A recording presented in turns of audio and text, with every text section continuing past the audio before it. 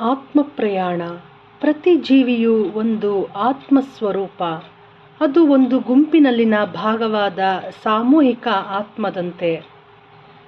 ಗುಂಪು ಆತ್ಮ ಅಥವಾ ಒಂದು ಪ್ರತ್ಯೇಕವಾದ ವೈಯಕ್ತಿಕ ಆತ್ಮದಂತೆ ಇರುತ್ತದೆ. ವೃಕ್ಷ ಸಾಮ್ರಾಜ್ಯ ಮತ್ತು ಪ್ರಾಣಿ ಸಾಮ್ರಾಜ್ಯಗಳಲ್ಲಿ ಅದು ಗುಂಪು ಆತ್ಮದಂತೆ ಅಥವಾ ಸಾಮೂಹಿಕ ಆತ್ಮದಂತೆ ಇರುತ್ತದೆ. ಮಾನವ ಸಾಮ್ರಾಜ್ಯದಲ್ಲಿ ಪ್ರತ್ಯೇಕವಾದ ವೈಯಕ್ತಿಕ ಆತ್ಮದಂತೆ ವಿಕಾಸ ಹೊಂದುತ್ತದೆ. ಸೂಕ್ಷ್ಮ ಕಾರಣ ಮಹಾಕಾರಣ ಲೋಕಗಳಲ್ಲಿ ಅದು ಪುನಃ ಸಾಮೂಹಿಕ ಚೈತನ್ಯ ಮತ್ತು ವಿಶ್ವಮಯ ಚೈತನ್ಯದಂತೆ ಇರುತ್ತದೆ. ನಾವು ಈ ಎಲ್ಲ ಹಂತಗಳ ಮೂಲಕ ಪಯಣಿಸುತ್ತೇವೆ. ಇದೆಲ್ಲ ಒಂದು ಅದ್ಭುತವಾದ, ಅಂತ್ಯವಿಲ್ಲದ, ಅನಂತವಾದ, ಕೊನೆಯಿಲ್ಲದ ನಿರಂತರ ಪ್ರಯಾಣ. ಎ ಇಂದ ಝೆಡ್ ವರೆಗೂ ಎಲ್ಲ ಹಂತಗಳ ಮೂಲಕ ನಾವು ಪಯಣಿಸುತ್ತೇವೆ.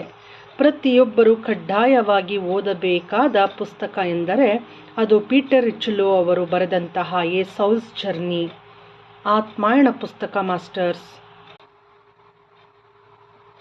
ಆತ್ಮಾಯಣ ಒಂದು ಜೀವಾತ್ಮನ ಪಯಣ.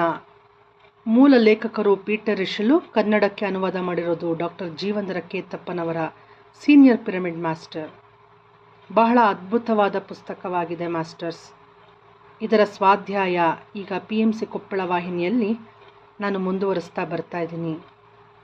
ಧನ್ಯವಾದಗಳು.